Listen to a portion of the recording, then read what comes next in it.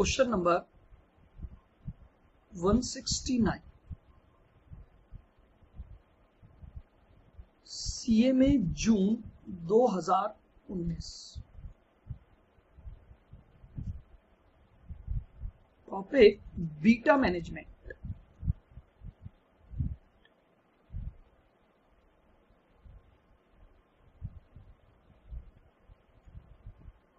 Topic है beta management.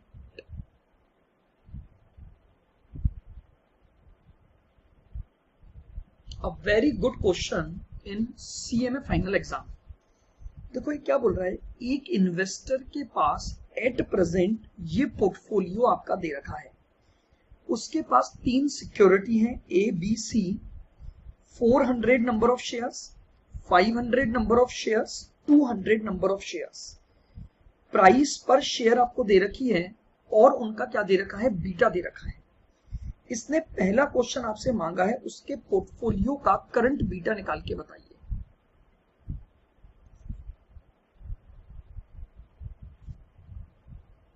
Current portfolio beta.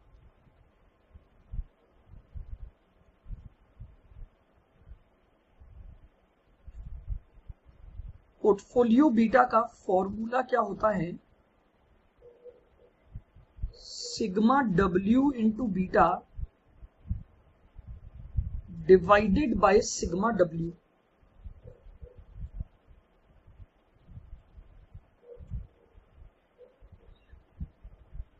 यहां आपको सिक्योरिटी दी हुई है,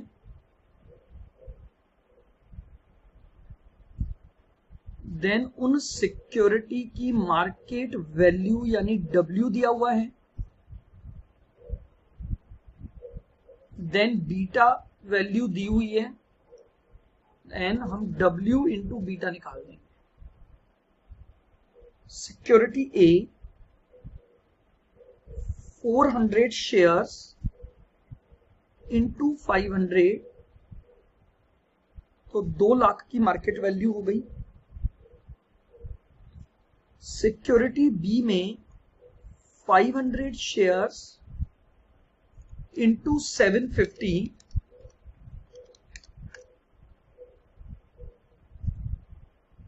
3,75,000 हो गया। और सी सिक्योरिटी में 200 into 250,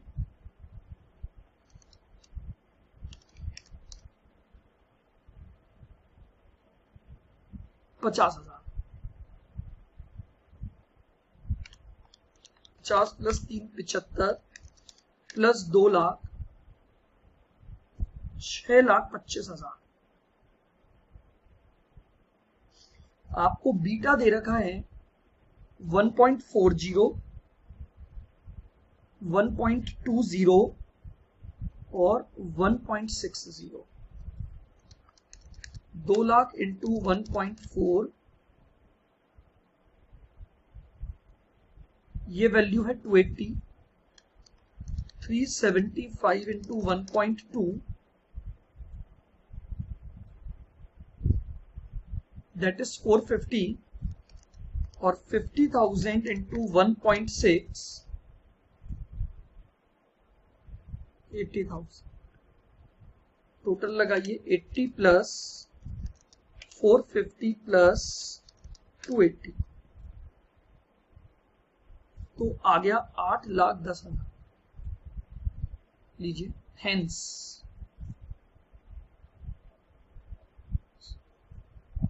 beta of portfolio is equal to 8,10,000 divided by 6,25,000। 8,10,000 divided by 6,25,000, 1.296। ये हमारे पहले क्वेश्चन का आंसर आ गया। That is our current portfolio beta, जो क्या रहेगा 1.296 का रहेगा। क्लियर है यहां तक? कर ले इसको।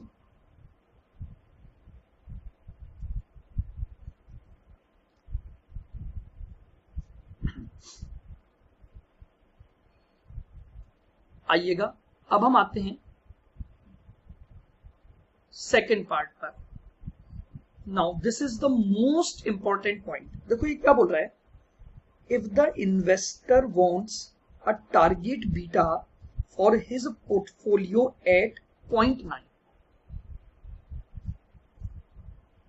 आप अपने पोर्टफोलियो का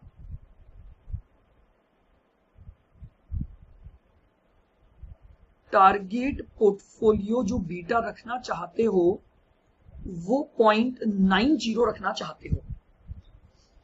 how would he dispose of his securities and replace them with the government securities, underline करेंगे, if he want to sell in the order of risk. देखिएगा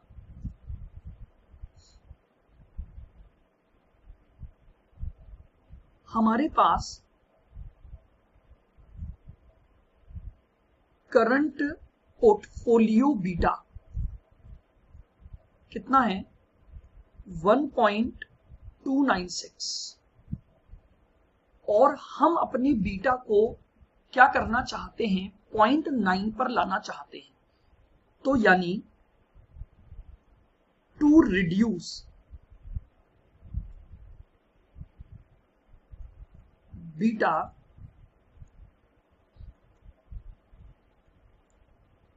we must invest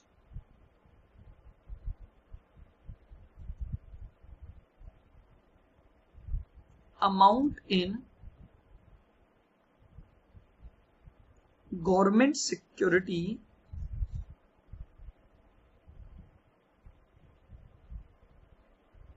government securities which are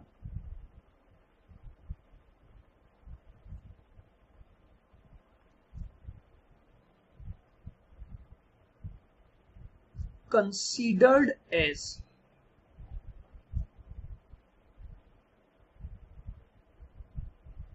risk free, that is having zero beta. Clear बिल्कुल। अगर हमें अपने beta को reduce करना है तो हमें आरएफ यानी रिस्क फ्री में इन्वेस्टमेंट करना है। अब उसने क्या बोला सुनिएगा बात को, सेल रिस्की सिक्योरिटीज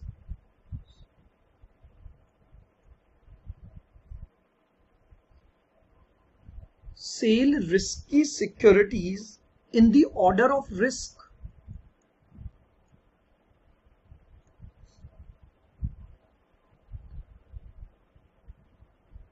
यानी व्हाट डज इट मीन, मुझे जो सिक्योरिटीज बेचनी है वो सारी में से नहीं बेचना, मुझे ऑर्डर ऑफ रिस्क में जाना है। यानी अपने बीटा को अचीव करने के लिए रिस्की सिक्योरिटी को ऑर्डर ऑफ रिस्क में बेचना है।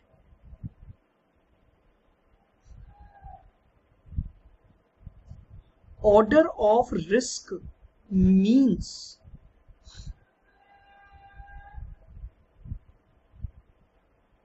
High risky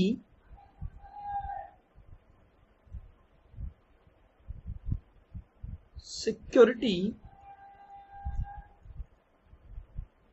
must be disposed of to reduce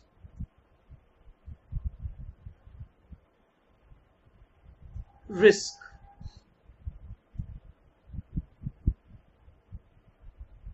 And after that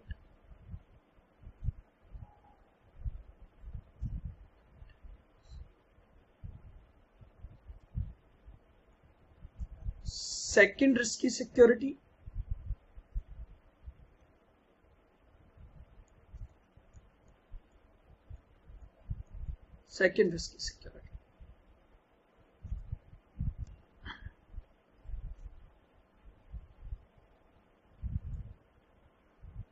we must apply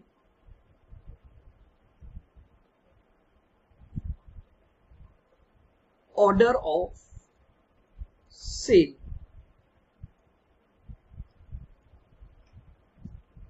in the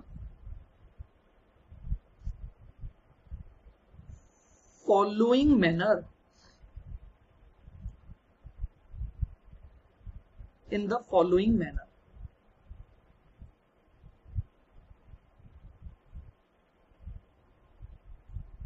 first preference, देखिएगा तीनों सिक्योरिटी में सबसे हाईएस्ट बीटा सिक्योरिटी सी का है। सबसे पहले सिक्योरिटी सी को क्या किया जाएगा, बेचा जाएगा।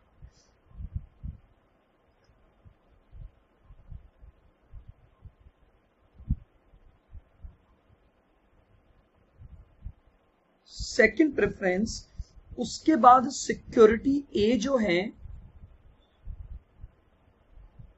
उस सिक्योरिटी ए को बेचा जाएगा। एंड आफ्टर दैट अगर रिक्वायरमेंट रहेगी तो थर्ड प्रेफरेंस पर हम सिक्योरिटी बी में सेल आउट करने की बात करें। This will be called order of risk. तो क्वेश्चन ने जो जो बोला था मैंने वो बातें आपके सामने एक्सप्लेन कर दी हैं। क्वेश्चन ने बोला है सेल तो करोगे और पैसा आरएफ में डालोगे, बट वो ऑर्डर ऑफ रिस्क, ये बहुत इंपॉर्टेंट लाइन थी जिसकी वजह से हमारा पूरा क्वेश्चन चेंज हो रहा है। तो ऑर्डर ऑफ रिस्क क्या मानी जाती है, हाईली रिस्की एसेट को पहली प्रायोरिटी दोगे, उससे कम रिस्की एसेट को नेक्स्ट प्रायोरिटी दोगे, और उससे कम रिस्की एंड सो ऑन। आइएगा, अब आपको इस बात को पूरा प्रूफ करना है और सारी होल्डिंग बतानी है, टारगेट बीटा बताना है, सारी बातों को आपको देखना है। आइएगा,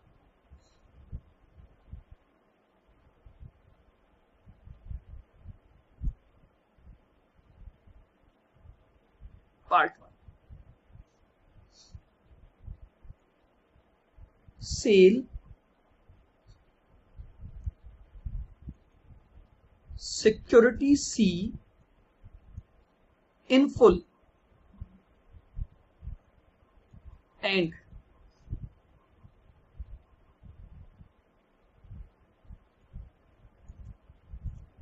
realized value that is ₹50,000। 50,000 कैसे आया, 200 शेयर बेचूंगा 250 रुपए के हिसाब से। will be invested in risk free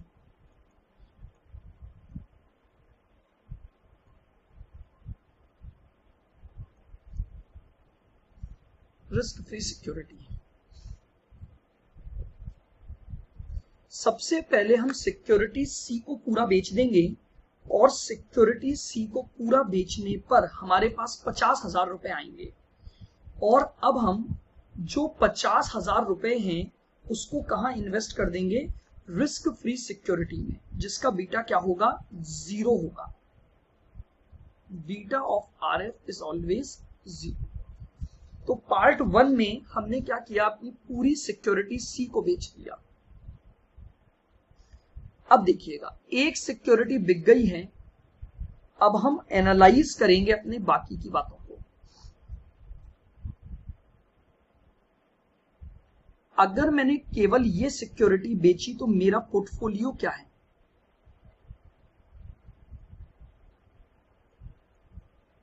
revised portfolio. अभी भी ए है 2 लाख, बी मेरे पास है 375 और सी के बजाय आरएफ आ गया 50,000। ये एक रिस्की सिक्योरिटी है ये भी एक रिस्की सिक्योरिटी है, लेकिन ये अब हमारी रिस्क फ्री सिक्योरिटी है।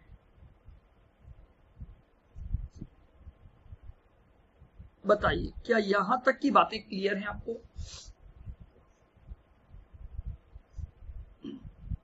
पार्ट 1 में मैंने सबसे पहले सी को पूरा बेच दिया और उनको बेचने पर जो भी वैल्यू रियलाइज्ड हुई उसको मैंने गवर्नमेंट सिक्योरिटी में इन्वेस्ट कर दिया। अब देखिएगा, लेट्स सी द इंपैक्ट। जरा हम W इंटू बीटा निकालते हैं। ये 280 है, ये आपका 375 इंटू 1.2 450, यही आ रहा था ना पहले भी।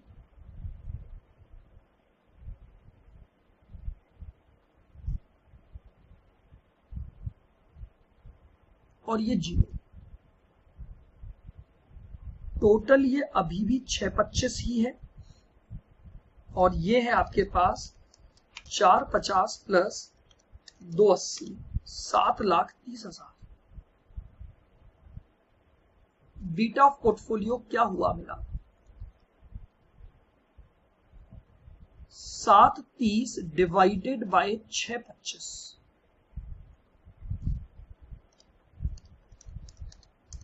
1 पॉइंट,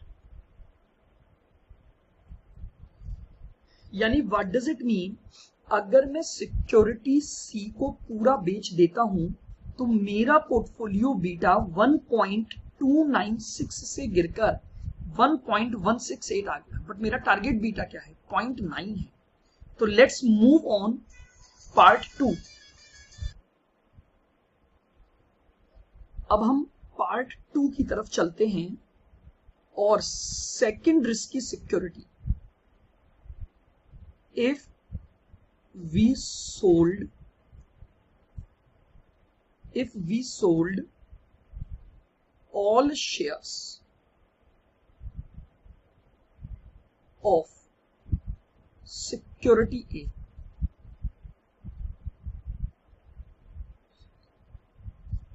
अगर अब हम ये मान लें कि हमारी रिस्की सिक्योरिटी थी वो A थी, अगर हम उसको भी बेच देंगे, अगर हम उसको भी बेच देंगे तो क्या होगा?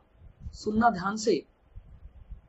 मेरे पोर्टफोलियो में ए भी नहीं बचेगी, केवल बी बचेगी, और मेरे पोर्टफोलियो में केवल आरएफ बचेगा। बी बचेगा 375 और आरएफ कितना हो जाएगा मेरा? 250। अगर मैं अज्यूम कर लूं कि मैं सारी की सारी ए सिक्योरिटी बेच दूंगा, चलिए इसका बीटा कितना है? 1.2 और इसका बीटा 0, तो 375 इंटू 1.2 यानी 450 और 0, तो ये आ गया 450 और ये आ गया आपके पास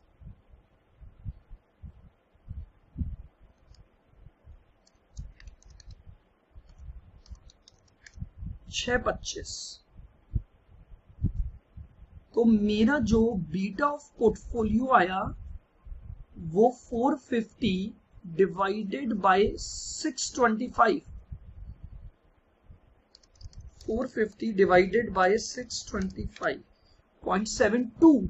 ओ माय गॉड! अगर मैं सिक्योरिटी ए को पूरा बेच देता हूं तो पोर्टफोलियो की रिस्क गिरी, लेकिन गिरकर 0.72 चली गई, जबकि मेरा टारगेट बीटा क्या है? 0.9।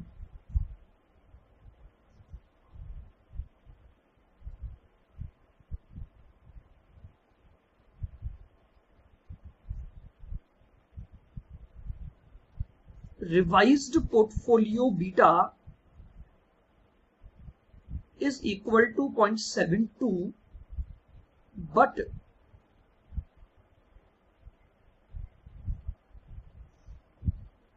investors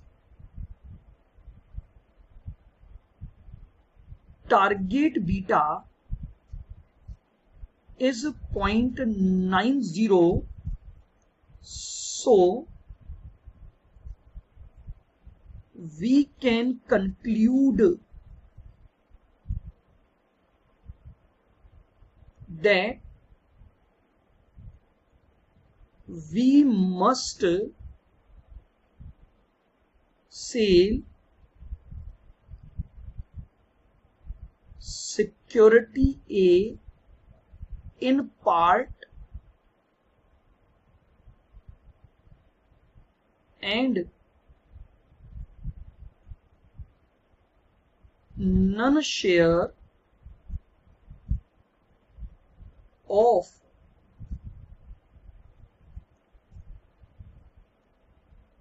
security B. आइए अब अगर मैं ऑर्डर ऑफ रिस्क पर जा रहा हूं तो मुझे क्या पता लगा कि मेरा जो पोर्टफोलियो बीटा आया, अगर मैंने पूरा का पूरा ए बेच दिया तो वो 0.72 रहा, रिस्क ज्यादा गिर गई, जबकि मुझे अपना बीटा 0.9 रखना है। तो इसका मतलब क्या हुआ कि मुझे कंक्लूजन पर पहुंचने में आसानी रही कि मैं ए सिक्योरिटी को पार्ट में बेचूंगा, पूरा नहीं बेचूंगा। सी पूरा बेच चुका हूं, लेकिन ए को इतना बेचूंगा कि मेरा टारगेट बीटा 0.9 आ जाए, और बी को कुछ भी नहीं बेचूंगा। बोलिए क्लियर है यहां तक? पॉइंट्स को समझिए तो बहुत आसानी से आपको ये क्वेश्चन समझ आएगा। मैंने पार्ट 2 में इस अजम्पशन पर चालू किया, ऑर्डर ऑफ रिस्क में मैं ए को बेच दूंगा। अगर मैं ऑर्डर ऑफ रिस्क में ए को बेचूंगा तो मेरा रिवाइज्ड पोर्टफोलियो ऐसे बनेगा। ऐसा करने से 0.72 आया, जबकि मेरा टारगेट 0.9 है। तो मैं यहां से एक कंक्लूजन पर पहुंच गया कि मैं पार्ट में बेचूंगा और बी को बिल्कुल भी नहीं बेचूंगा, तो रिस्क थोड़ी बढ़ेगी। आइए late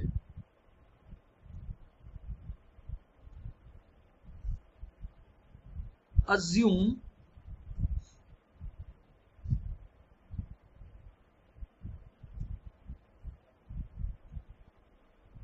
investor, let assume investor retain X value of security A.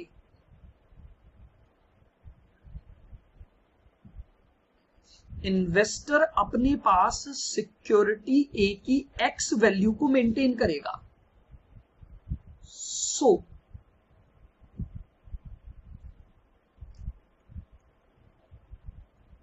Revised portfolio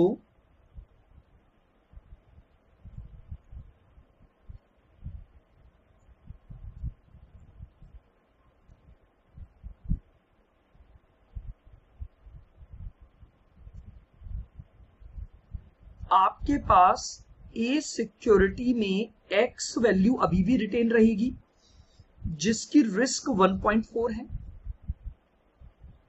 B में आपके पास पूरा 375 रिटेन रहेगा, जिसका जो बीटा है वो 1.2 है। क्लियर बिल्कुल? और बाकी का पैसा आप कहां ले जाओगे? आरएफ में ले जाओगे। बाकी का पैसा आपका कहां चला जाएगा? आरएफ में चला जाएगा। ठीक है, अब देखिएगा ध्यान से, ये 1.40x रहा, ये आपका 375 इंटू 1.2 यानी 450 रहा। क्लियर यहां तक बिल्कुल? अच्छा, आरएफ लिखो चाहे मत लिखो कोई फर्क नहीं पड़ेगा, क्योंकि आरएफ का बीटा 0 होने से वैल्यू 0 हो जाएगी। तो मुझे आरएफ में अभी यहां पर लिखने की कोई रिक्वायरमेंट नहीं है, क्योंकि मेरा जो बीटा होगा वो इन्हीं दोनों से ही क्या करेगा? कैलकुलेट। 4,50,000 प्लस 1.40x और टोटल मिलाकर ये तो 625 ही रहेगा, टोटल मिलाकर ये तो 625 ही रहेगा। तो beta of portfolio is equal to sigma W into beta divided by sigma W. 0.90 is equal to 450 plus 1.40x divided by 625। 6,25,000 into 0.9, 5,62,500 is equal to 450 plus 1.40x। 1.40x is equal to 1,12,500। तो the value of x is equal to 1,12,500 divided by 1.4, 80357।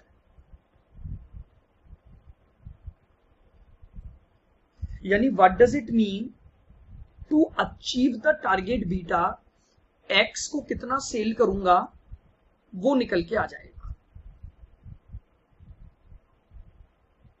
मेरे पास मैं अभी भी x में इतनी value को retain करूंगा।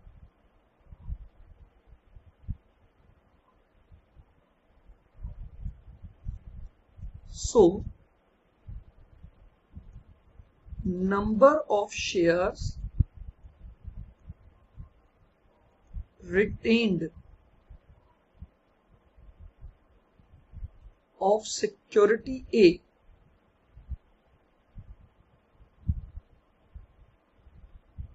$80,357 divided by 500 रुपए।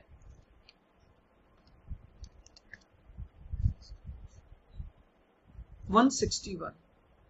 So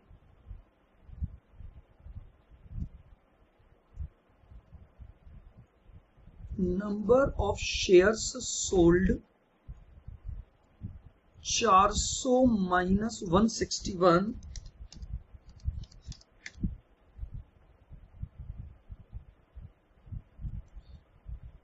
239। Value realised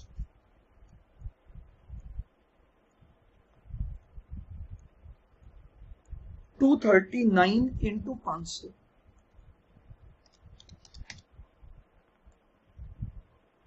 1,19,500।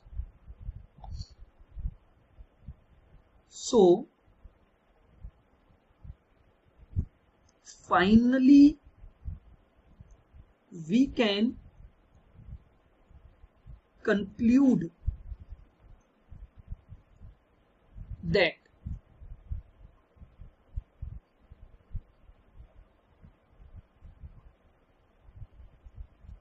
to achieve target beta,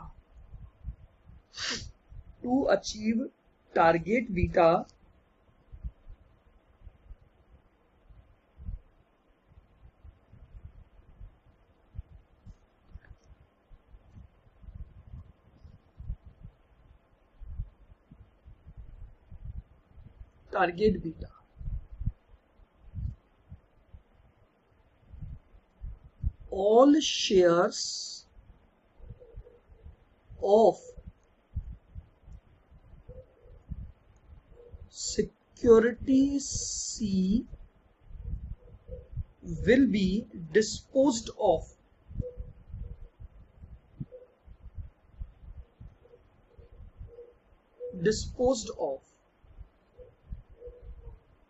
plus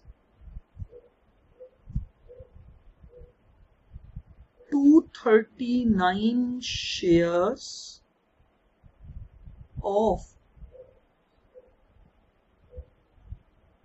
security A will be disposed of। ये हमारे डिस्पोज्ड ऑफ का फाइनल कंक्लूजन आ गया। अच्छा, मैंने यहां पर अमाउंट क्यों नहीं लिखा वो समझ आ रहा है, क्योंकि इससे कोई फर्क नहीं पड़ेगा मैं यहां पर क्या अमाउंट लिख रहा हूं, क्योंकि अल्टीमेटली मुझे ये पता है कि इस पूरे पोर्टफोलियो की जो मार्केट वैल्यू है वो वही 625 रहनी है, क्योंकि मैं केवल शिफ्टिंग कर रहा हूं कि ए को बेचकर वो पैसा आरएफ में लगाऊंगा, तो जितना यहां से बेचूंगा उतना आरएफ में लग जाएगा। मैं इसको दूसरे तरीके से भी एक्सप्लेन कर सकता हूं, पहले आप पूरे आंसर को सॉल्व कर लें। ये हमारे पास आ गया, तो लीजिए now revised portfolio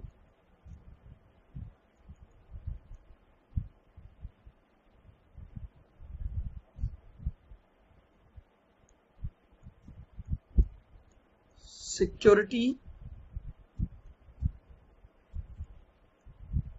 market value beta और W इंटू बीटा ए।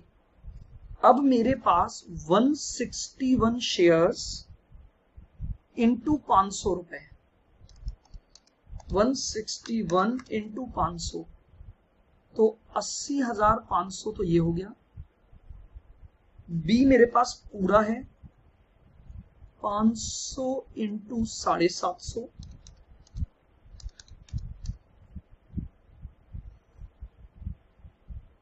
375 और आरएफ में आ गया 50 प्लस 119 यानी 169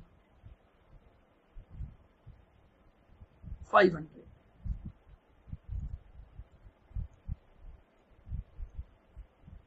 पोर्टफोलियो अभी भी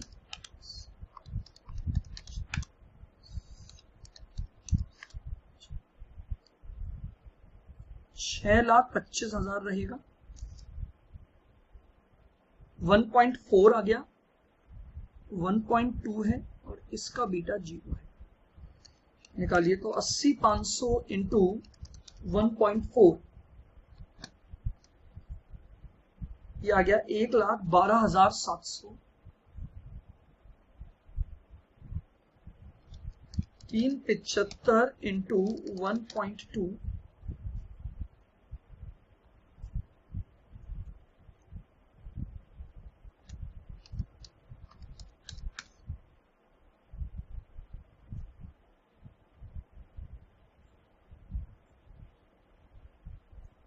बीटा ऑफ पोर्टफोलियो आ जाएगा 5,62,700 डिवाइडेड बाय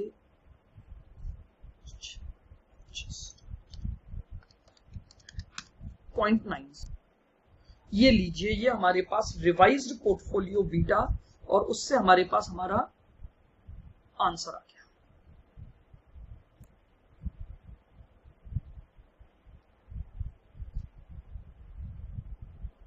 देखिएगा question number 3।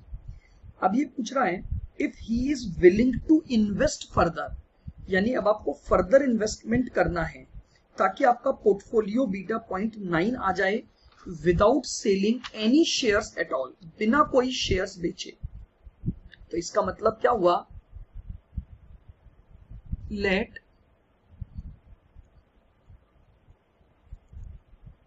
Further amount bring in is equal to x। जो फर्दर अमाउंट हम ब्रिंग इन करेंगे वो हमने x ले लिया।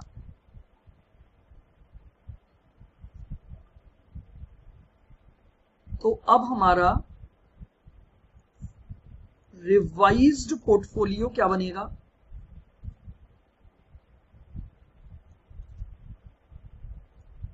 सिक्योरिटी उसकी मार्केट वैल्यू यानी W बीटा और W इंटू बीटा। सिक्योरिटी ए अभी भी 2 लाख ही रहेगा, 1.4 तो 280 का वेटेड अमाउंट आ गया। सिक्योर पोर्टफोलियो में सेम रहेगी 375 की बीटा 1.2 है, 375 इंटू 1.2 4,50,000 ये आ जाएगा। सी अभी भी हमारे पोर्टफोलियो में 50 रहेगा, 1.6 तो 80,000 ये आ गया। आरएफ हमारे पास एक्स हो गया, इसका बीटा 0 है तो ये 0 हो गया।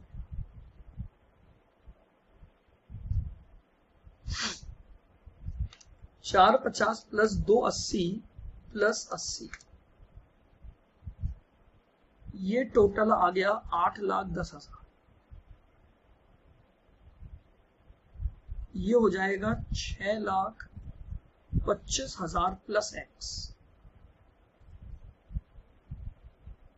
Beta of portfolio is equal to 8,10,000 divided bye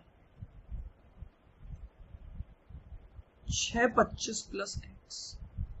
ये हमें 0.9 रखना है, तो 8,10,000 divided by 625 plus x. Cross multiply करते हैं तो 6,25,000 into 0.9 5,62,500 plus 0.90x is equal to 810। 0.90x is equal to, इसमें से माइनस कर दीजिए 810 में से 247,500, तो देन वैल्यू ऑफ x आ जाएगी 247,500 डिवाइडेड बाय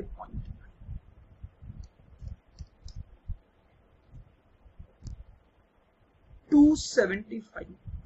अगर हमें एडिशनल अमाउंट को ब्रिंग इन करना है तो वो एडिशनल अमाउंट हमारा कितना आएगा 275, यानी हमें 2,75,000 रुपए आरएफ पर क्या करने पड़ेंगे, इन्वेस्ट करने पड़ेंगे।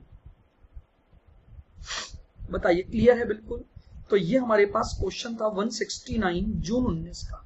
हाँ, बी पार्ट में थोड़ा डाउट हो सकता है, मैं एक बार बी पार्ट को वापस से एक्सप्लेन करूंगा आपको।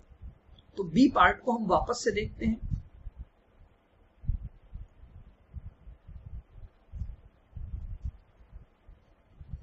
देखिए एक बार पहले थोड़ा सा समराइज करता हूं।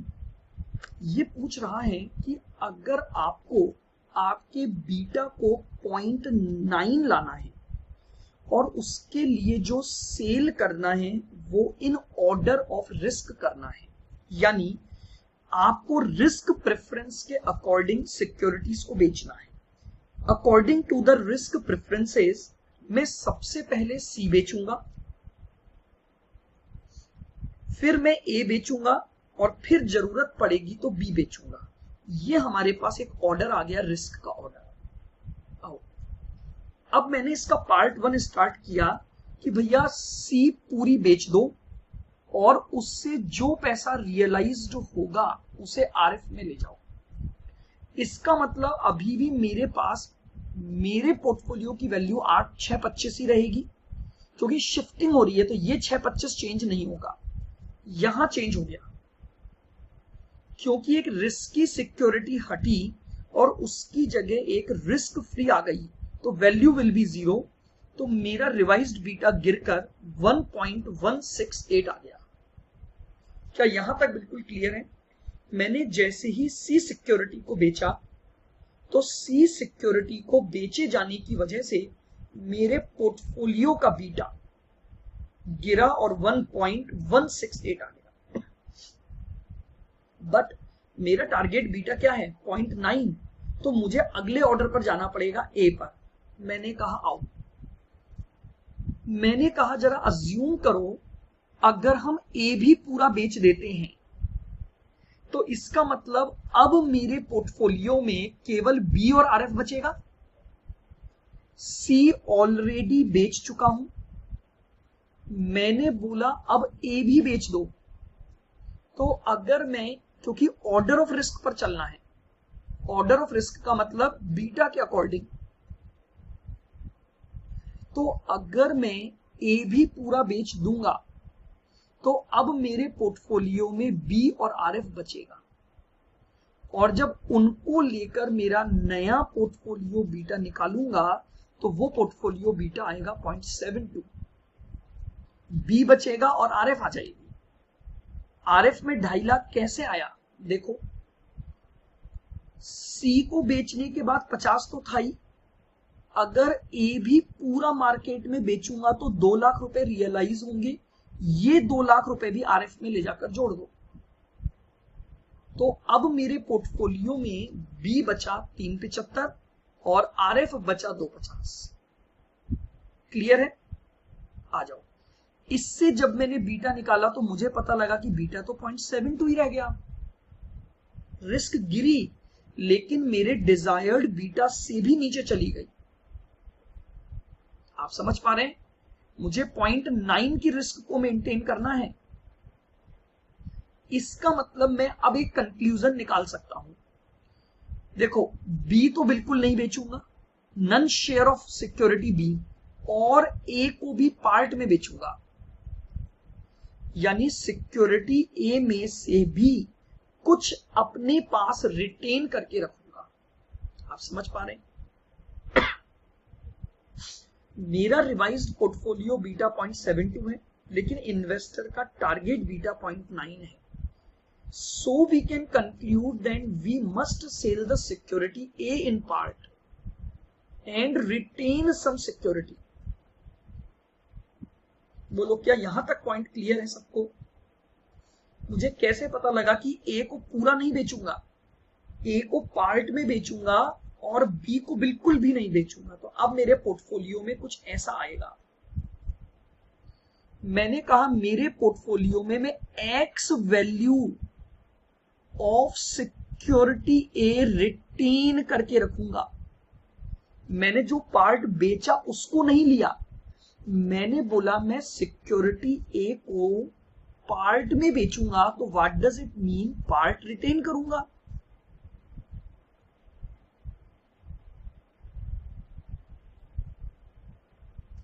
पार्टली रिटेन करूंगा। बोलो एग्री?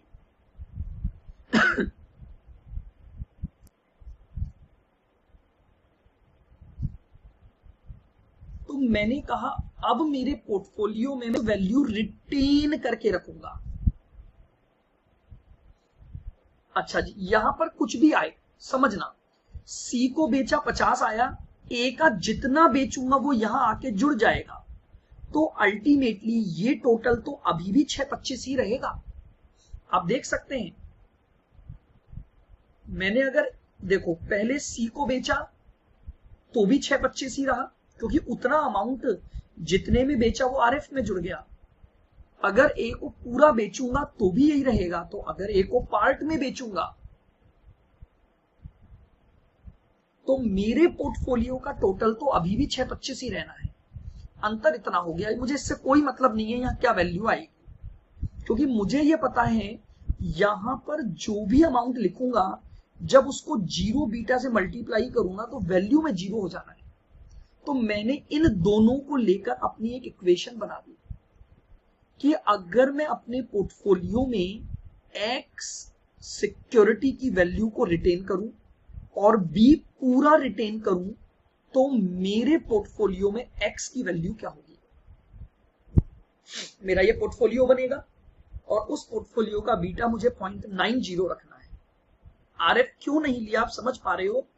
आरएफ की रिस्क 0 होती है तो ये बीटा पर इंपैक्ट नहीं डालेगी, वैल्यू 0 है।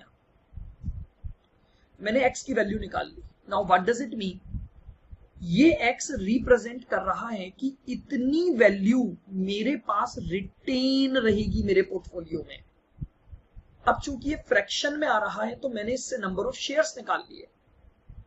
वापस से देखना, एक्स मैंने माना है मेरे पोर्टफोलियो में ए सिक्योरिटी की वैल्यू रिटेन रखूंगा, जो पार्टली रिटेन करूंगा वो वैल्यू आ गई। तो मैंने ये निकाल लिया कि मुझे अप्रोक्सीमेटली 161 शेयर्स रिटेन करके रखने पड़ेंगे। अभी मेरे पास 400 शेयर्स हैं, 161 अगर रिटेन करके रखूंगा तो 239 बेच दूंगा। तो ये लीजिए मेरे पास सेल वैल्यू आ गई और ये वैल्यू ले जाकर मैं आरएफ में जोड़ दूंगा। तो अब मेरा एक कंक्लूजन आ गया, all the shares of security C disposed of करूंगा और 239 shares of security A disposed of करूंगा और ये मेरा रिवाइज्ड पोर्टफोलियो आएगा। यहां चाहो तो आप आरएफ की वैल्यू लिख सकते हो। यहां से आरएफ में गया 50,000 सारी सिक्योरिटी की वैल्यू और यहां पर गया 239 शेयर्स इंटू 500 रुपए, दैट इज 119,500। तो मेरा टोटल आरएफ बनेगा 169,500 और इस रिवाइज्ड पोर्टफोलियो को लेकर मैंने अपना क्या निकाल दिया, बीटा को प्रूव कर दिया। A best question of portfolio management, the topic is beta management.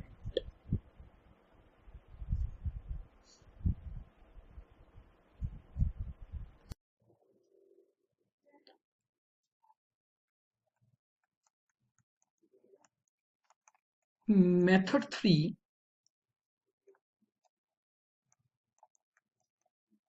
beta management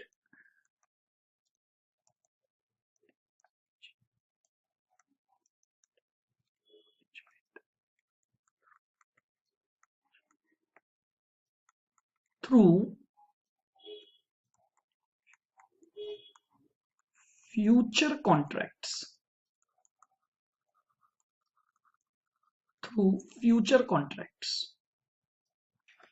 अगर हमें बीटा का मैनेजमेंट फ्यूचर कॉन्ट्रैक्ट्स के थ्रू करना है,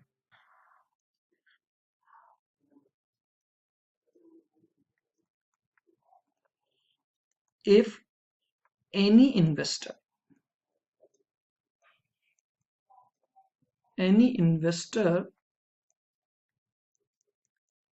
wants to change its portfolio beta, if any investor wants to change its portfolio beta, then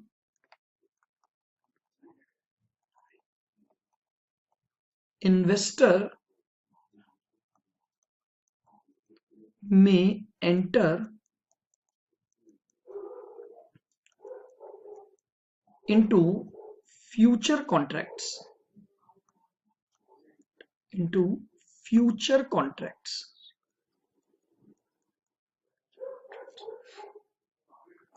to get its desired beta। ठीक है, अगर कोई भी इन्वेस्टर अपने पोर्टफोलियो बीटा को मैनेज करना चाहता है या चेंज करना चाहता है, whether he wants to increase its portfolio beta और wants to decrease its portfolio beta, तो वो फ्यूचर कॉन्ट्रैक्ट्स के द्वारा अपना डिजायर्ड बीटा अचीव कर सकता है।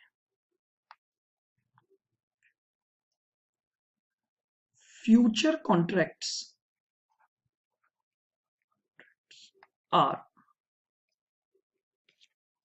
contracts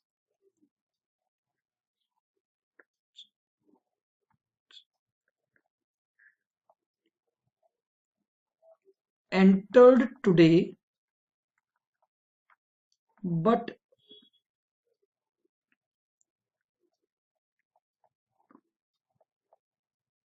settlement takes place at future। At future date.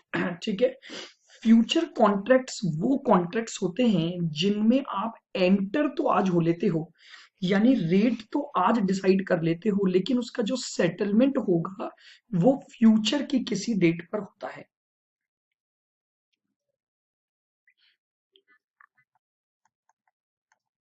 Future contracts can work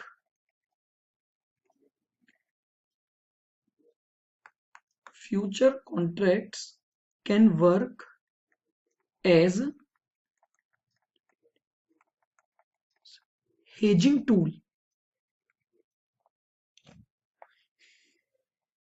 and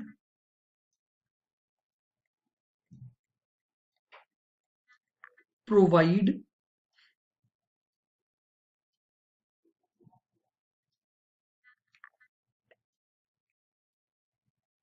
a position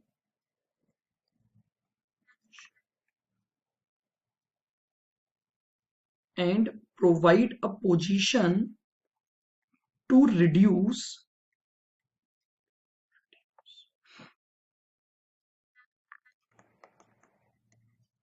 risk due to price fluctuation।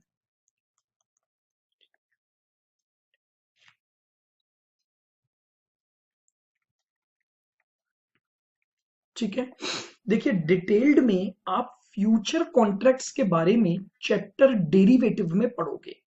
मैं यहां पर आपको सिर्फ और सिर्फ केवल इतना पॉइंट यहां डिस्कस कर रहा हूं कि अगर मैं किसी भी प्रकार का फ्यूचर कॉन्ट्रैक्ट में एंटर करता हूं तो मैं उसके द्वारा अपना डिजायर्ड बीटा कैसे अचीव कर सकता हूं।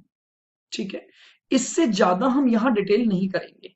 आप लेटर ऑन जब डेरिवेटिव चैप्टर्स पढ़ेंगे तो डेरिवेटिव चैप्टर में डिटेल में फ्यूचर कॉन्ट्रैक्ट्स के थ्रू हम जो बीटा को मैनेज करते हैं आप वहां पर और भी डिटेल में पढ़ेंगे। आइए नेक्स्ट पॉइंट लिखते हैं, लिखिएगा।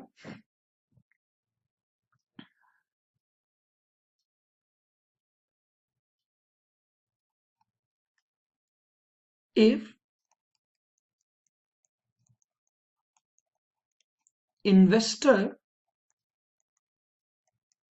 wants to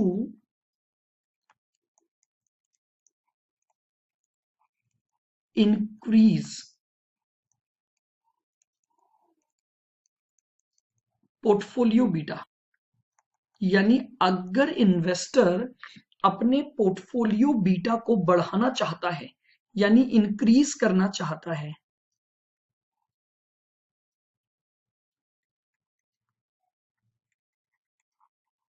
he must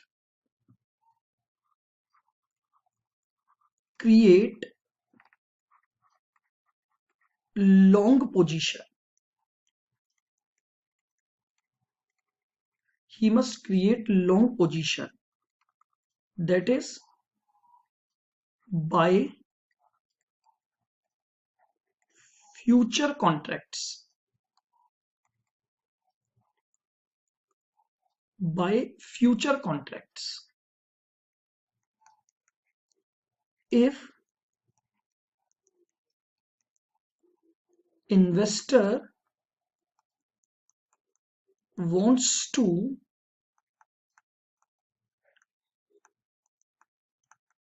decrease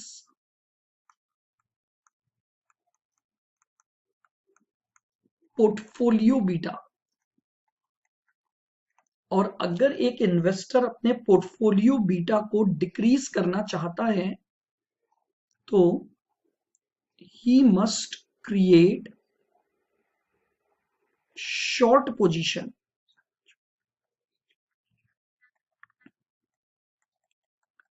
he must create short position, that is sell future contracts, sell future contracts। देखिएगा मैं फिर आपको एक बात बता रहा हूं, ये बाय पोजीशन और सेल पोजीशन मैं यहां पर डिस्कस नहीं करूंगा, आप इसको डिटेल्ड में डेरिवेटिव चैप्टर में पढ़ते हैं। यहां सिर्फ मेरे पास बीटा मैनेजमेंट को लेकर जो क्वेश्चन आता है मैं वहां तक की बातें कर रहा हूं कि अगर मुझे क्वेश्चन ये कह रहा है कि मुझे अपने पोर्टफोलियो बीटा को इंक्रीज करना है तो मुझे फ्यूचर कॉन्ट्रैक्ट्स को बाय करना पड़ेगा, यानी लॉन्ग पोजीशन बनानी पड़ेगी। और अगर क्वेश्चन ये बोल रहा है कि जो इन्वेस्टर या पोर्टफोलियो मैनेजर है वो पोर्टफोलियो बीटा को डिक्रीज करना चाहता है तो उसे क्या करना पड़ेगा, शॉर्ट पोजीशन बनानी पड़ेगी या उसको सेल फ्यूचर कॉन्ट्रैक्ट करने पड़ेंगे। क्लियर है बिल्कुल यहां तक?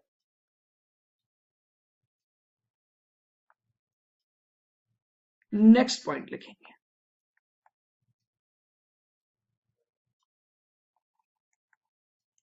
An investor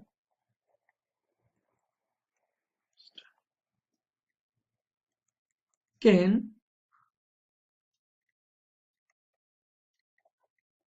obtain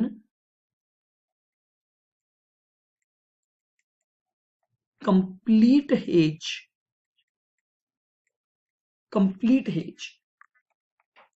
that is 100% or can obtain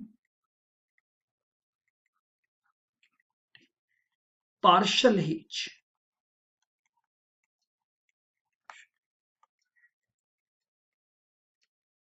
can obtain partial hedge यानी less than 100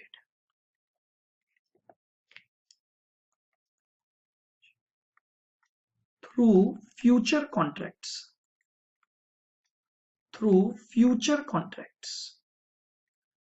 नाउ वही बात आ गई, मैं कंप्लीट हेज भी कर सकता हूं यानी 100% प्रोटेक्शन, और मैं पार्शल हेज यानी लेस देन 100% भी कर सकता हूं। क्लियर है यहां तक? ये फर्स्ट स्लाइड के पॉइंट थे।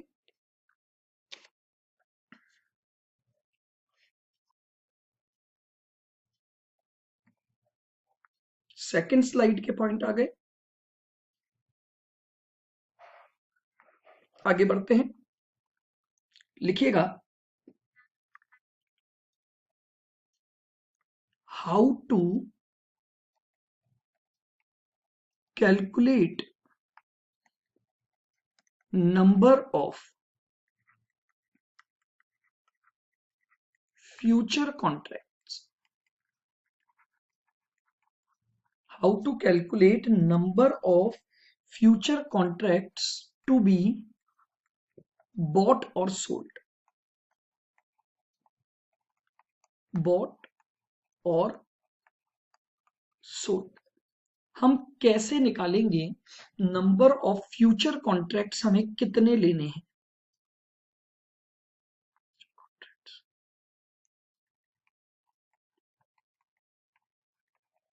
Situation A,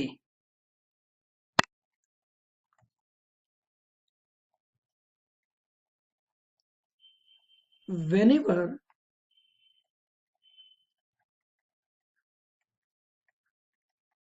information of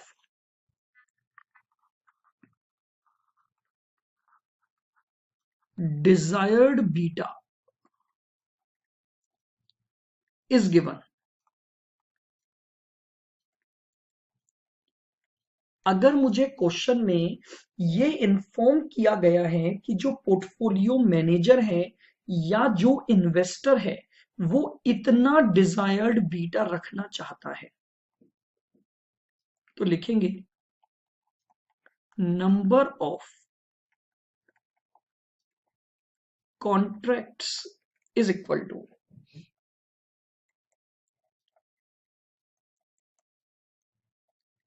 desired beta minus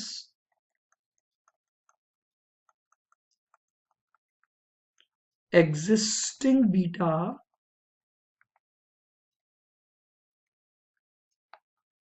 desired beta minus existing beta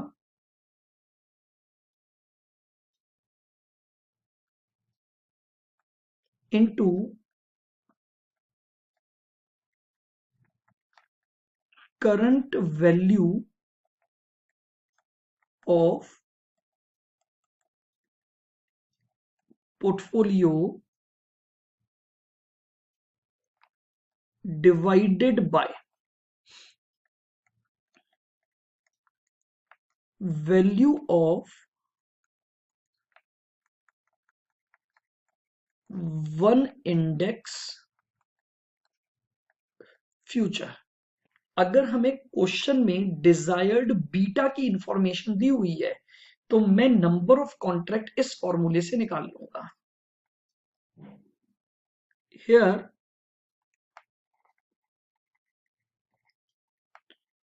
value of one index future means one index future का यहां पर क्या मतलब होगा,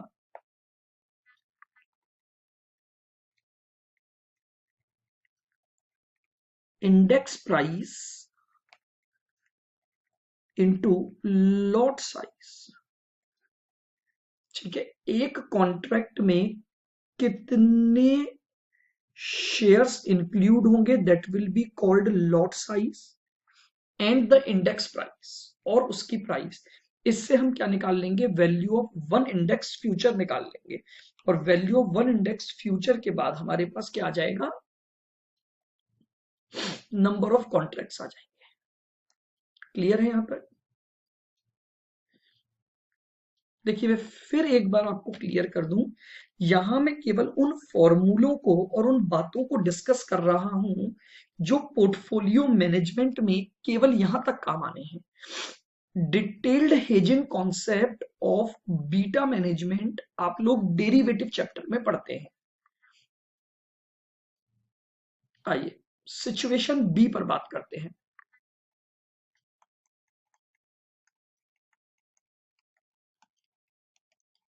सिचुएशन बी, सिचुएशन ए मैंने क्या ली, information of desired beta is given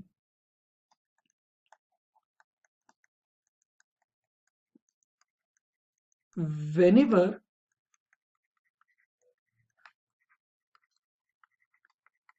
information of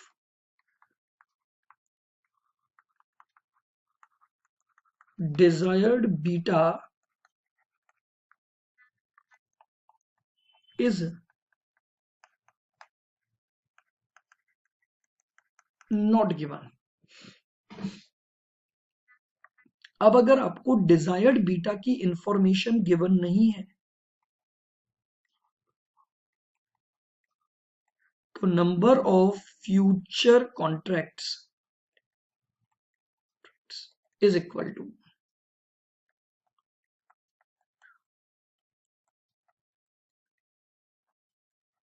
existing beta into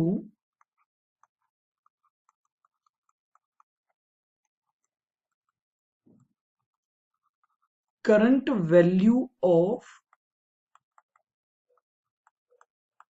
portfolio into percentage of hedging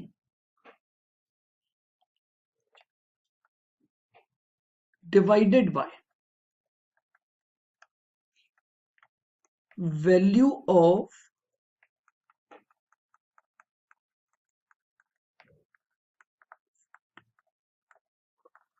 one index future. तो अगर मुझे क्वेश्चन में डिजायर्ड बीटा की इंफॉर्मेशन गिवन नहीं है तो मैं नंबर ऑफ कॉन्ट्रैक्ट इस फॉर्मूले से क्या कर सकता हूं, कैलकुलेट कर सकता हूं।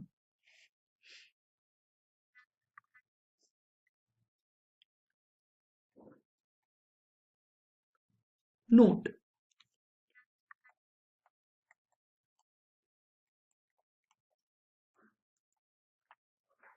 sometimes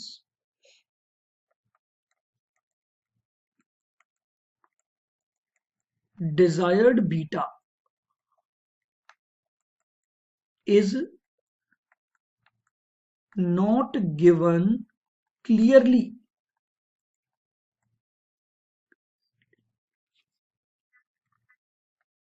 but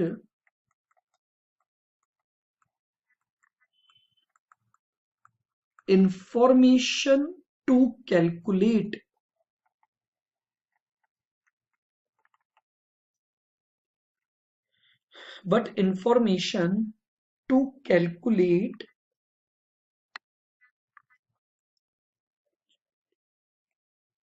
hedge ratio is given.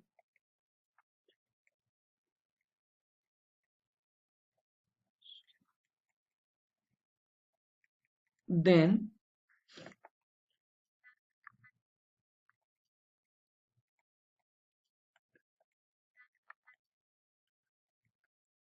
desired beta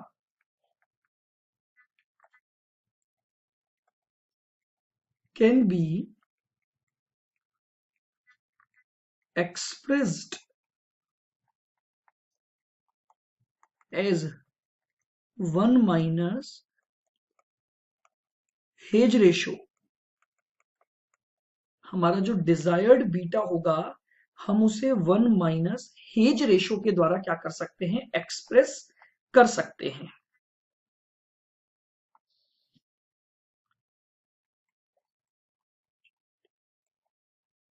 hedge ratio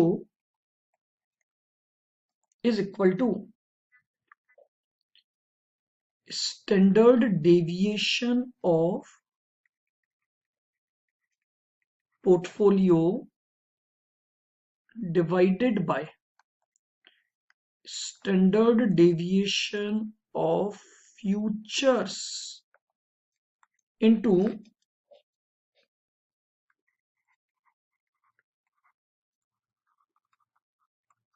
correlation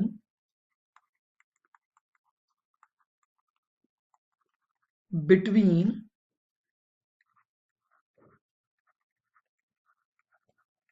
portfolio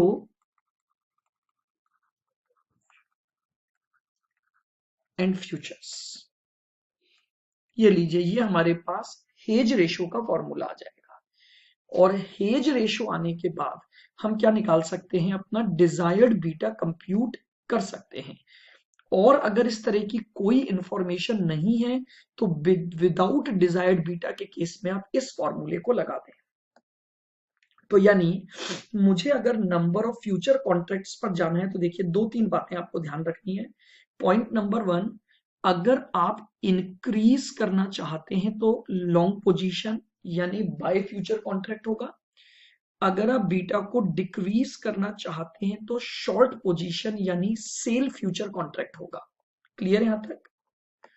फिर दूसरा जो आपको ध्यान रखना है कि नंबर ऑफ कॉन्ट्रैक्ट्स कैसे निकालने हैं. अगर डिजायर्ड बीटा गिवन है तो ये फॉर्मूला लगेगा, और अगर डिजायर्ड बीटा गिवन नहीं है तो आपको ये फॉर्मूला लगेगा. कई बार डिजायर्ड बीटा हिडन होता है और वो हिडन होगा in form of hedge ratio. आपको क्वेश्चन में हेज रेशो की इंफॉर्मेशन दे दी जाएगी तो हम सबसे पहले फॉर्मूला लगाकर क्या निकालेंगे, हेज रेशो कैलकुलेट कर लेंगे. Standard deviation of portfolio divided by standard deviation of futures into correlation between portfolio and futures. Hedge ratio जैसे ही आ जाएगा फिर मैं 1 माइनस हेज रेशो करूंगा तो मेरे पास क्या आ जाएगा, मेरा डिजायर्ड बीटा आ जाएगा. तो अगर मुझे फ्यूचर्स के द्वारा बीटा मैनेजमेंट करना है तो मुझे बस यहां पर नंबर ऑफ कॉन्ट्रैक्ट्स कंप्यूट करने पड़ते हैं और ये बताना पड़ेगा कि मुझे लॉन्ग पोजीशन लेनी है फ्यूचर मार्केट पर या मुझे शॉर्ट पोजीशन लेनी है फ्यूचर मार्केट में. क्लियर है बिल्कुल.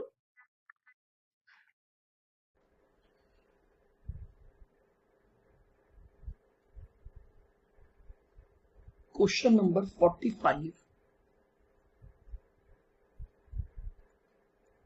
सीएमए.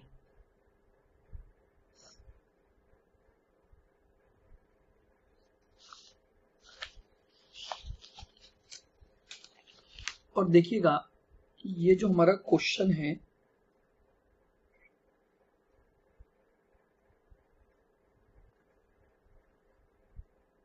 $78 for CA।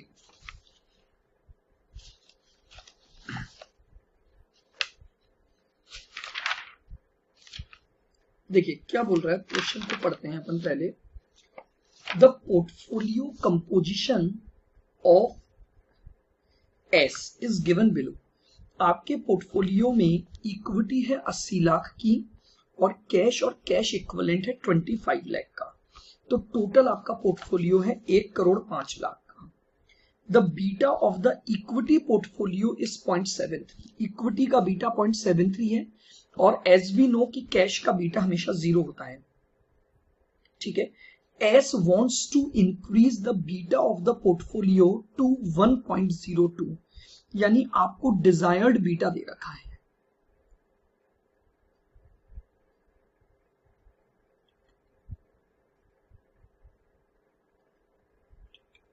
हमें डिजायर्ड बीटा दे रखा है 1.02 as he expect the upward trend in the market.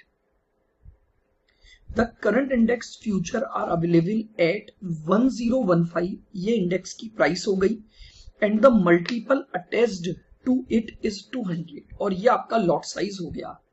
तो ये लीजिए, मैं यहीं पर निकाल देता हूं value of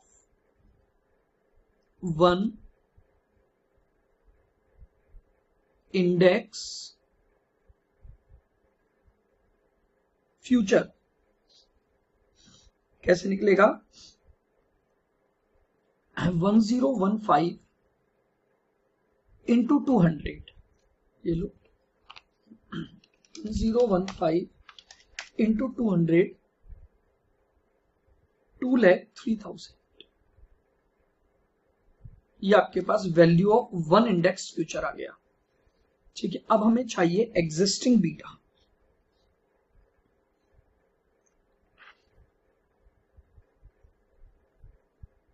existing portfolio beta. Now we need existing portfolio beta. तो लीजिए, हमारे पास इक्विटी तो है 80 लाख, ठीक है, और इक्विटी का जो बीटा दे रखा है वो 0.73, और हमारे पास जो कैश दे रखा है वो 25 लाख और इसका बीटा है 0। 80 लाख इंटू 0.73, 58,40,000 और ये 0।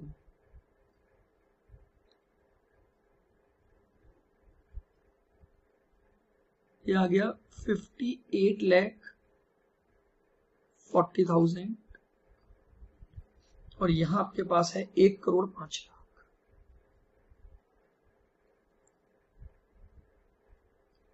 लीजिए, beta of portfolio is equal to 58,40,000 divided by 1,05,00,000 निकालिए।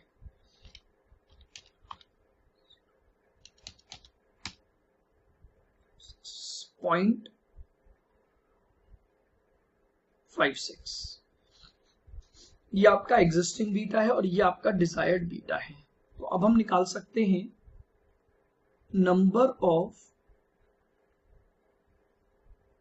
Future contracts to be bot.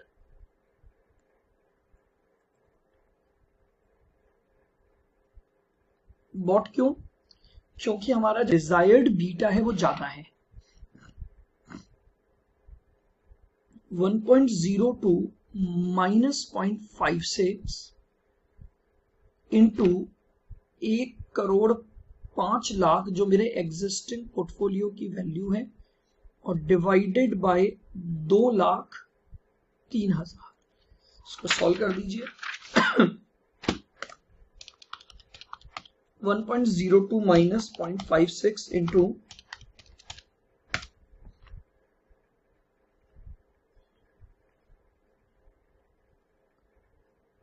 48,30,000 और डिवाइडेड बाय 2,03,000 डिवाइडेड बाय 2,03,000 तो 23.79 और 24 कॉन्ट्रैक्ट्स। ये लीजिए, हम कितने कॉन्ट्रैक्ट्स कर लेंगे? 24 कॉन्ट्रैक्ट्स हम करेंगे। चलिए नेक्स्ट क्वेश्चन पर आगे बढ़ते हैं। क्वेश्चन नंबर 46 सीए में, क्वेश्चन नंबर 79 फॉर सीए। देखिए क्या बोल रहा है, the portfolio composition is given below.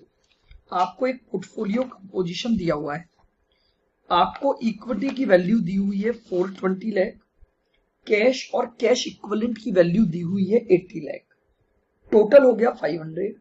Beta of equity portfolio आपको दे रखा है 1.28। ठीक है। The current index future value is 2150 with a multiple of 200। तो ये मेरे पास वैल्यू ऑफ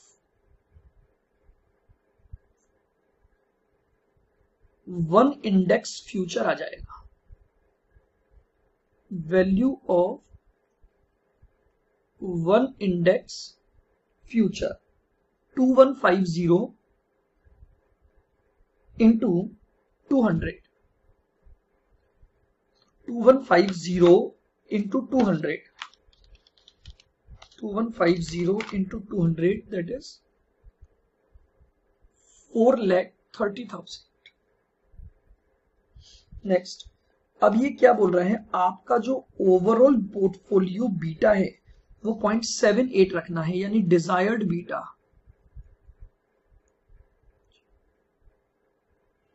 जो डिजायर्ड बीटा आपको रखना है वो 0.78 रखना है। तो what is the approximate number of future contract he should go long और शॉर्ट? तो सबसे पहले अपन निकालते हैं एग्जिस्टिंग बीटा। सबसे पहले अपन निकालेंगे एग्जिस्टिंग बीटा।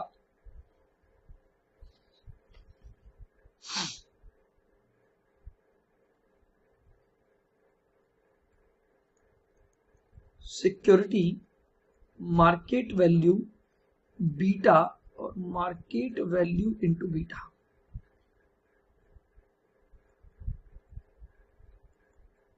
आइए, आपके पास जो इक्विटी है उसकी मार्केट वैल्यू है 420, बीटा दे रखा है 1.28, 420 इंटू 1.28 दैट इज 537.60। फिर आपके पोर्टफोलियो में कैश है 80, रिस्क है 0, तो ये वैल्यू आ गई 0। ये हो गया 500 और ये हो गया आपके पास 537.60।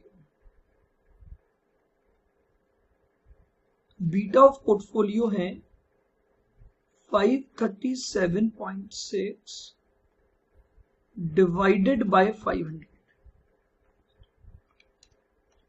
1.08। ये लीजिए, ये हमारे पास एग्जिस्टिंग पोर्टफोलियो बीटा है, ये हमारा डिजायर्ड बीटा है। तो डिजायर्ड बीटा कम है, सो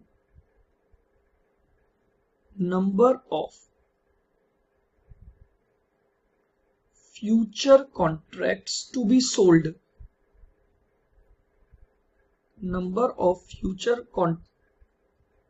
to be sold, sell position बनेगी क्योंकि हमें बीटा की वैल्यू को कम करना है। 0.78 -1.08 into 500 lakhs डिवाइडेड बाय एक इंडेक्स फ्यूचर की वैल्यू 4,30,000। नंबर ऑफ कॉन्ट्रैक्ट निकालते हैं। 0.78 minus 1.08 into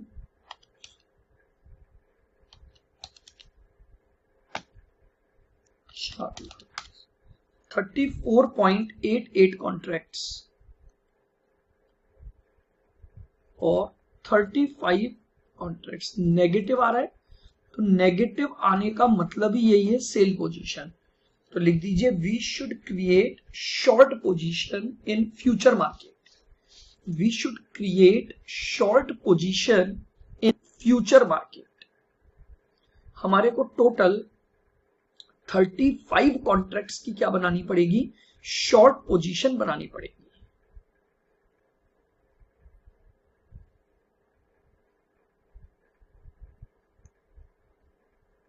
question number 48 CMA and question number 86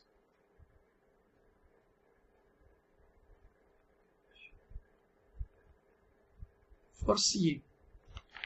देखो ये क्या बोल रहा है, a portfolio manager owns 3 stock 2, stock 3 shares own दे रखे हैं, उन शेयर की प्राइस दे रखी है और बीटा वैल्यू दी हुई है। तो चलिए सबसे पहले अपन क्या करते हैं,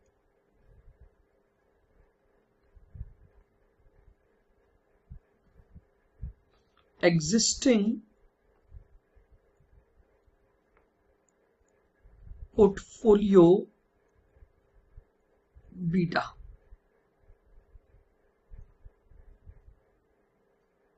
सबसे पहले अपन एग्जिस्टिंग पोर्टफोलियो बीटा निकालेंगे। स्टॉक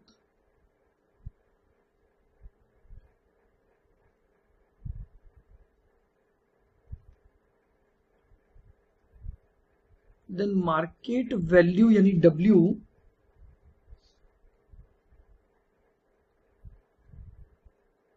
देन बीटा और फिर W into beta. Stock 1 1,00,000 share into 400 रुपए, 1,00,000 इंटू 400,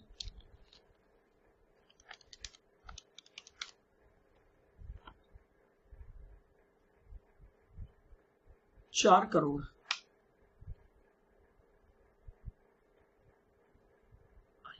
स्टॉक नंबर 2 2,00,000 इंटू 300,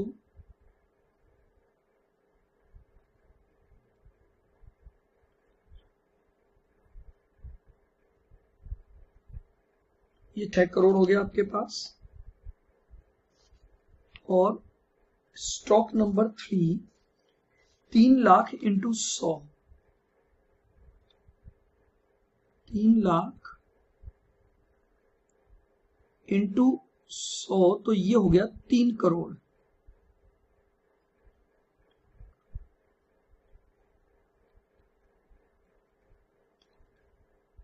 ये हमारे पास टोटल वैल्यू आ गई 13 करोड़। अब आपको बीटा दे रखा है 1.10, 1.20 और 1.30। अब W इंटू बीटा करेंगे 4 करोड़ इंटू 1.1,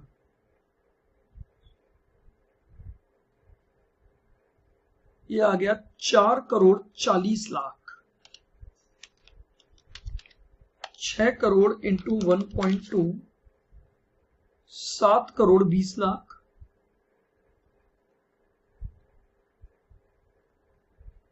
और 3 करोड़ इंटू 1.3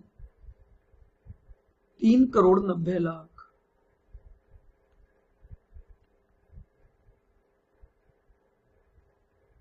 टोटल लगाइए 3 करोड़ 90 प्लस 7 करोड़ 20 प्लस तो ये आ गया 15,50,00,000।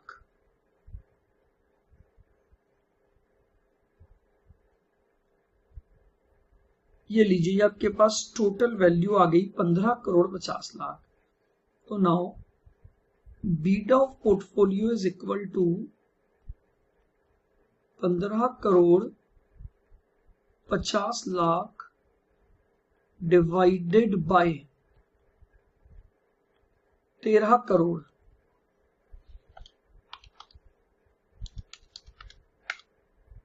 तो 1.19 हमारा एग्जिस्टिंग पोर्टफोलियो बीटा आ गया कि इस समय हमने जो पोर्टफोलियो होल्ड कर रखा है उस पोर्टफोलियो का एग्जिस्टिंग बीटा है 1.19। आइए अब इसने पॉइंट नंबर ए आपको क्या पूछा है, decrease the portfolio beta two 0.80।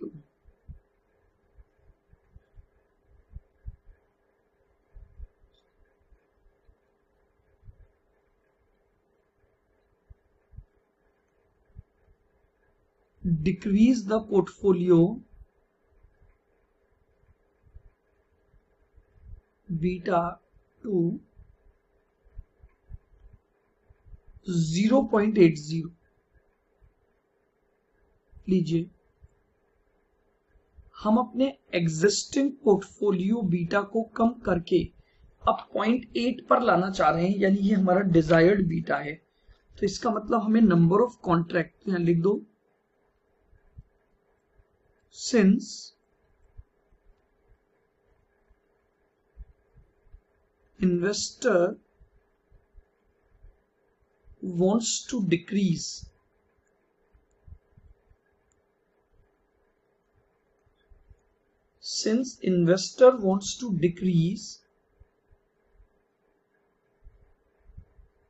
beta of portfolio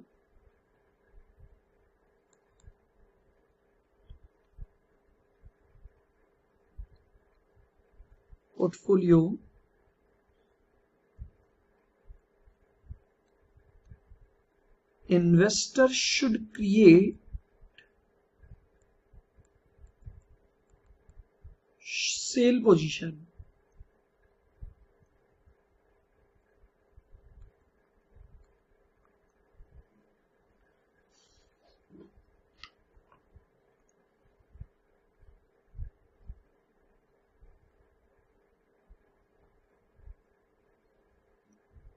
number of contracts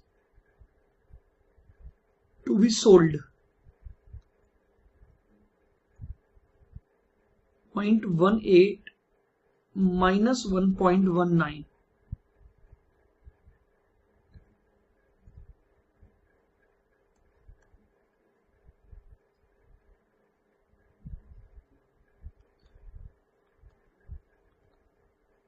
into 13 crore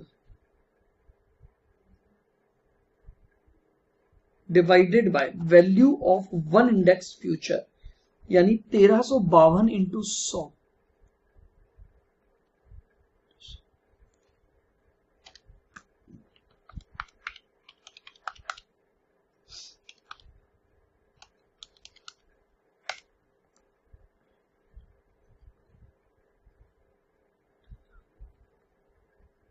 ये आ गया 5,07,00,000 divided by 135200।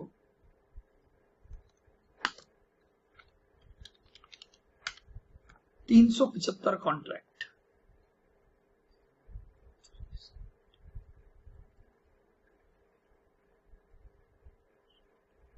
To be sold.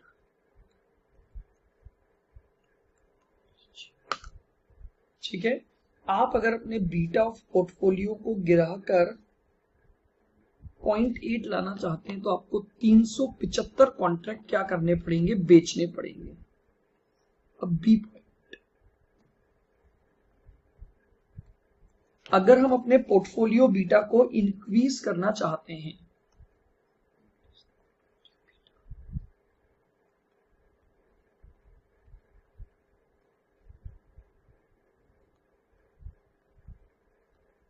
increase the portfolio beta two 1.5।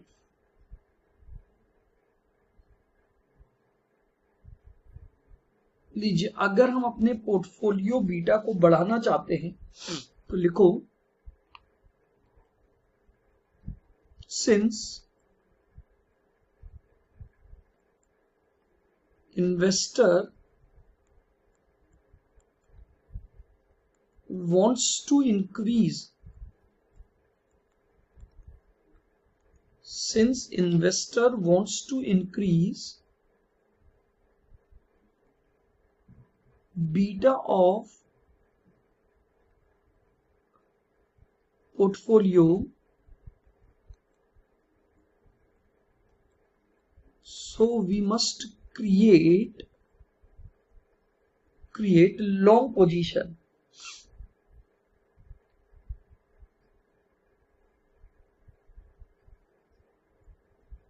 Long position on futures। बिल्कुल सिंपल सा कॉन्सेप्ट है। अगर हम अपने पोर्टफोलियो बीटा को बढ़ाना चाहते हैं तो हमें लॉन्ग पोजीशन बनानी पड़ेगी।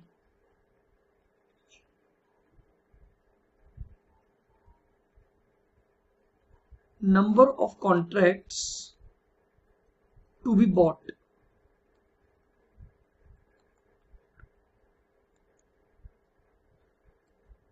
(1.50 minus 1.19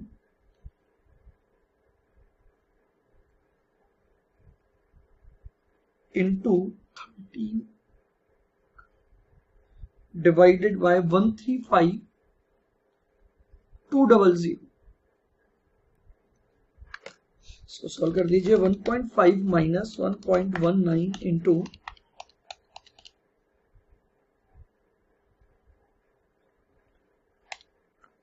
4,03,00,000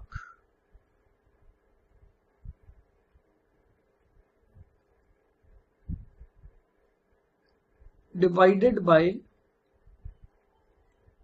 135,200, यानी 298 कॉन्ट्रैक्ट्स।